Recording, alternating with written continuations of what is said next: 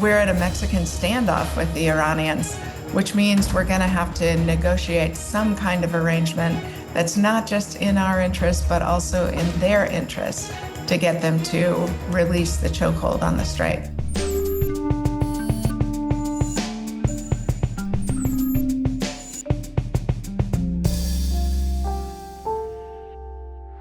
Hello and welcome to GZERO World. I'm Ian Bremmer. You know that warning on a car's side mirror that says objects are closer than they appear? President Trump's path to ending the Iran war suffers from the opposite effect. He believes the off-ramp is much nearer than it really is. And as the conflict lurches toward its third month, things have settled into a very uneasy status quo. A ceasefire is holding, despite Trump saying that it is, quote, on massive life support earlier this week. But the U.S. blockade of the Strait of Hormuz isn't working quickly enough to force any real concessions from Tehran. They're betting that President Trump has little appetite for renewed war, especially now that he has declared Operation Epic Fury over. Time, the mullahs believe, is on their side. And they may be right. U.S. gas prices are climbing steadily towards $5 a gallon. Shortages are looming, and the odds of a global recession are going up. America's adversaries can't get enough of it. For Russian President Vladimir Putin, the Iran war has become a strategic gift. Higher oil prices are pumping money back into the Russian economy, just as the Kremlin was facing mounting pressure over Ukraine. Patriot missile systems once intended for Kiev, now protecting Gulf infrastructure instead. And then there's China. This week's Trump-Xi summit got more complicated for the White House. Chinese officials becoming increasingly assertive in negotiations over trade, critical minerals, and fentanyl cooperation. Beijing also understands President Trump needs Xi Jinping's help pressuring Iran, stabilizing the Strait. That gives China leverage, and Xi knows it. The problem for the White House is that a president who promised quick victories now looks trapped in a costly conflict with no clear exit, while his two biggest rivals grow more confident by the week. Joining me to break down the ripple effects of the Iran war, Kori Schake of the American Enterprise Institute. She has decades of experience serving in the Pentagon, State Department, and in President George W. Bush's National Security Council. But first, a word from the folks who help us keep the lights on. Funding for GZERO World is provided by our lead sponsor, Prologis, and by Cox, a family of businesses. Additional funding provided by Carnegie Corporation of New York, Koo and Patricia Ewan, committed to bridging cultural differences in our communities. And Kori Schake, thanks so much for joining us today. It's a great pleasure. You and I have seen each other many times over the years, but maybe at no point with so much geopolitical uncertainty driven by the United States. Highline, before we dig into it, tell me how you think about the war in Iran right now and its impact. Well, I think the war is enormously consequential because we didn't have to do it. The president chose to do it and is doing it badly and is now calling into question America's trustworthiness as an ally, America's ability to accomplish strategic objectives, and America's ability to use military force effectively. I think it's extraordinarily damaging to American stature and the well springs of American power. I mean, there have been wars of choice that have gone badly in the past for the United States, but perhaps I've never seen one where I've been so confused about what the aims of the war actually are. I mean, it seems to me that almost every week we've got a different explanation for what the purpose of this war has been, at least from President Trump, if not from the Israeli Prime Minister. How would you characterize it? I think that's exactly right, Ian. The administration began with extraordinarily ambitious objectives, not just regime change in Iran, but that we would get to select the next leader of Iran and that we would force their capitulation on a very wide-ranging set of objectives. The president's lack of discipline, not just messaging discipline, but discipline in the choices he's making, has confused the situation and made negotiations more difficult, made public support more difficult, made allies trying to align their policy in support of us much more difficult. Are the allies trying to align their policy and support the U.S. right now? Do you think that's the case? Yes, I do. I think in particular, European and Asian allies also worry about a nuclear armed Iran. But the president's so petty and vindictive if, when not being consulted, they don't immediately align their policies to his, that it's making it harder for allies who also have domestic politics to navigate to support what the president's doing. So, I mean, the war goals were very broad at the beginning. I mean, Trump did talk about regime change, you're right. And he did talk about taking the oil as well, which you didn't mention. But I mean, every once in a while that's come up. Certainly, the war goals have narrowed substantially, I assume, in large part because the war hasn't gone so well. And the Iranians have been more capable than the president at least had anticipated. The one war goal that has remained at least present has been on the nuclear file, where you say the allies are all aligned. If going forward Trump were to focus on the nukes, what should he be trying to accomplish? Well, he should be trying to establish the state of the Iranian nuclear program, right? We don't have inspectors in the country. We don't have any reliable basis for understanding how much damage has been done, whether centrifuges are still functioning, for example. So an absolute requirement is understanding the status of the Iranian nuclear program and then constraining it in transparent and reliable ways. The president of the United States unilaterally withdrew from the JCPOA, the original Iranian nuclear deal that had been constructed with both allies and adversaries, with the intention, at least, of constraining that nuclear program. Do you believe that the ultimate outcome of this war is likely to be better, worse, or the same on the nuclear front as what the U.S. had withdrawn from? Well, I'm genuinely concerned that the outcome of the war could be worse than the JCPOA left the Iranian position in, because Iran has now both demonstrated and remains in control of passage in the Straits of Hormuz. And that's an enormous strategic advantage, one that had never been tested or put in play before this war. Accepted, I'll get to that. I want to talk about the Strait, but I'm thinking specifically about the nuclear point right now and what kind of nuclear capabilities the Iranians might end up with. Well, so one of the main drawbacks of the JCPOA was the sunset clause. And it's the 10-year close of the deal, right? Yeah, it's relative short duration that precipitated the end of the deal. But now we have no deal, we have no inspections, and we have given the Iranian leadership every incentive in the world to race as fast as they can to nuclear possession, which might have been the only way that they could have prevented the current state of war between Iran, Israel, and the U.S., and evidently also some of the Gulf states. Do they really have that incentive? And I ask in part because the Israelis have certainly shown that whenever the Iranians, whether they're developing advanced centrifuges or they've got nuclear scientists or they're moving towards a program, the Israelis are more than happy to hit them and keep hitting them hard. So, I mean, do you really feel like the incentive is overwhelming for the Iranian government to move to a nuke now when they hadn't directly passed that threshold over the past years? I do, because if Iran already had a nuclear weapon, the stakes go way up for a potential attack on the country. And so that's the incentive to move fast and get across the threshold, because that could well stay the hand of the U.S. and Israel and other countries. Okay, let's talk about the Strait. The Iranians long had potential influence over the Strait, but had never been actualized. Now we're in a very different position. The Americans have a blockade, but the Iranians have the ability to disrupt. If you were advising the president right now, a role that you've had in the past, what would you be saying to deal with that reality?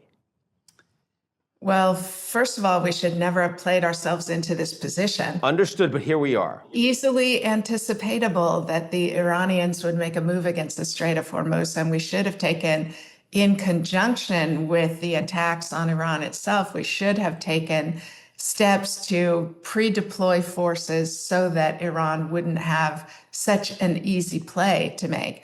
Now, where they are, I mean, the distant blockade is a smart American reaction.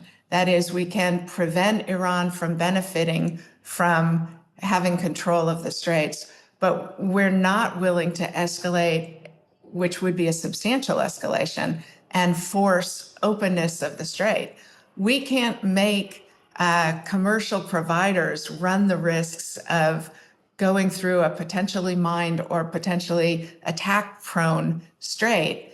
And so we're at a Mexican standoff with the Iranians, which means we're going to have to negotiate some kind of arrangement that's not just in our interest, but also in their interests to get them to release the chokehold on the strait.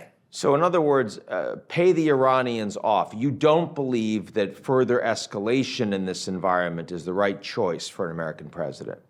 Well, I think the president's choices have left us in the situation where the obvious plays are either dramatic escalation, which would require answering the question of how do we believe this escalation will prise the Straits out of Iran's grasp when 37 days of intensive military operations against Iran didn't produce capitulation. So dramatic escalation or humiliation, accepting that Iran is now in control of the Straits and we have sacrificed free passage in international waterways. I think the president is fulminating against allies because he realizes he's painted himself into that position. And now I think his best move is drawing out negotiations for months on end and hoping that the economic consequences to Iran of keeping the straits closed are more damaging than they are to us and everybody we have externalized the costs of the war onto, including our closest friends and allies. As you and I are talking, President Trump is on his way to China. I'm wondering, given the influence that China has commercially and otherwise with Iran, and they just had the Iranian foreign minister in Beijing, do you believe it is wise for President Trump to engage proactively with the Chinese on the Iranian file on the Strait of Hormuz? And if so, what do you believe his position should be? I do believe that the president should be engaging the Chinese to persuade the Iranians to settle for less than they are demanding. But it's also an important measure of just how much President Trump has lost in starting the war in Iran and pursuing it in the way he has, that he's having to go appeal to China, America's most powerful potential adversary, for assistance in delivering us from a problem of our own creation. What he should ask the Chinese for is the return of freedom of navigation, because that would strengthen America's hand in the argument for Taiwan's status quo to be sustained, something that the Chinese do not want. But the Chinese need to get oil through the Straits of Hormuz pretty urgently, and so there might be a deal to be made there. I want to ask about Putin for a second. At the beginning of the war, there was a view that the Russians were benefiting. Energy prices, commodity prices, certainly a lot higher, suspension on sanctions, but it doesn't look that way on the ground in terms of the fighting between Russia and Ukraine. And I'm wondering, after this Victory Day celebration, if you can call it that, where almost no leaders showed up and almost no military celebration was happening, how should we think about this war 4 years in? Well, I think it's a strategic mistake of historic proportions that Russia precipitated the war by invading Ukraine. And it's also incredibly heartening to see the toughness, the grit, the resilience, the innovation of Ukrainians in protecting their sovereignty. You know, I really like the way the former British Admiral Tony Radakin put it. If you put a snail on the Ukrainian-Russian border in 2022, it would have made more progress into Ukraine than the Russian military has made. The sand is running through the hourglass for both Ukraine and Russia. They are both struggling with recruitment and retention. They are neither getting to fight the war the way they wanted to fight the war. And you see more rapid innovation by Ukraine, but more enduring, persistent adaptation by the Russians. Still, I think the economic strains on Russia begin to show. Ukraine's ability, its demonstrated innovation of striking deep into Russian territory and targeting Russian energy facilities, that could be a war-winning advantage for Ukraine. So the Russian choice to try and collapse Ukrainian independence is actually not only the genesis of Ukrainian nationalism in many ways, but it's also the destruction of Russia. So, look, you've focused a lot on the military of the United States, its relations, civilian, political, military relations. I do wonder, now that you've seen this administration deploy the military very effectively in a more targeted way in Venezuela, much less effectively, at least to date, in Iran. And we're also starting to see a lot of overstretch.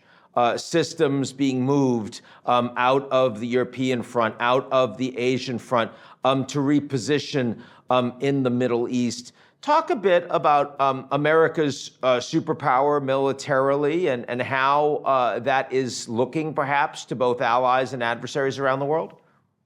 Well, what I think we are seeing is brilliant military operations that, for lack of strategy, don't add up to successful accomplishment of political objectives.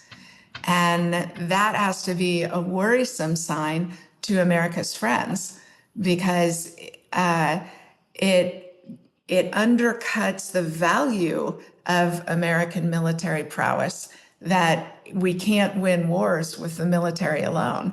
Second lesson I think everybody's taking is a worrisome demonstration of just how shallow the American defense industrial base is, and how necessary to build out into a common U.S. and allied defense production base in order to restock our own shelves and their shelves of needed munitions.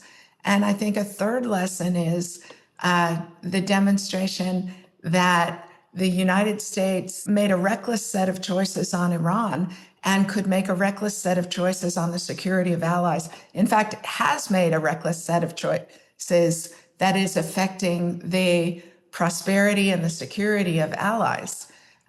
We've just cut Germany's GDP growth in half because of the increased cost of energy.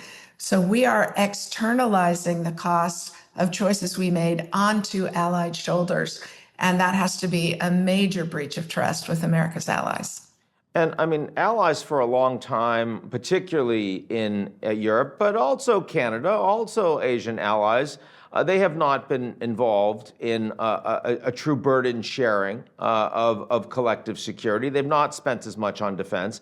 Now they are, but increasingly I see a lot of those allies saying, well, as we're spending, we're going to spend a lot more on ourselves and not spend on American military industrial complex as they had been. How does this choice look to you and to the United States long-term strategically? Well, I worry that the erratic and vindictive behavior of the Trump administration towards our treaty allies and our close friends is causing them to want to create an international order that shields them against American influence. We benefit so much from being the center of an international order that makes us prosperous and secure. And allies are calling that into question because we have called it into question. Even in the way you've posed the question, Ian, is an undercurrent of belief that defense spending is the only contribution allies make to defense, as opposed to facilitating American military operations, permitting American military bases, overflight, support, provision of weapons. We don't station troops on foreign bases just to protect those allies.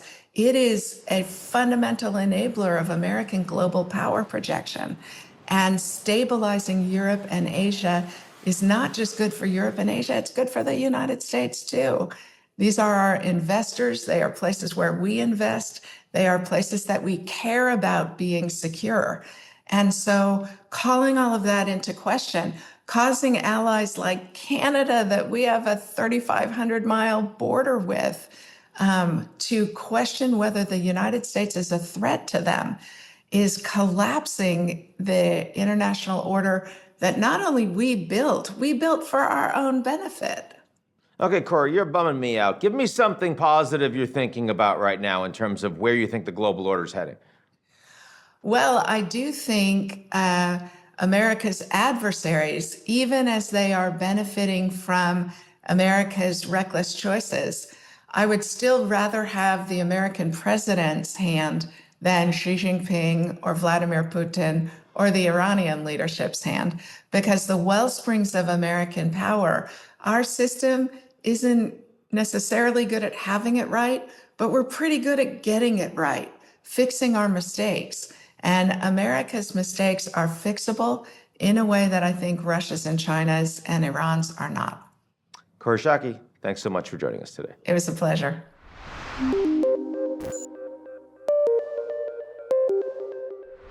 That's our show this week. Come back next week, and if you like what you've seen, or even if you didn't, but you're already used to settling in life, why don't you take a minute to sign up for our most unsettling morning newsletter? It's called GZERO Daily. Funding for GZERO World is provided by our lead sponsor, Prologis, and by Cox, a family of businesses.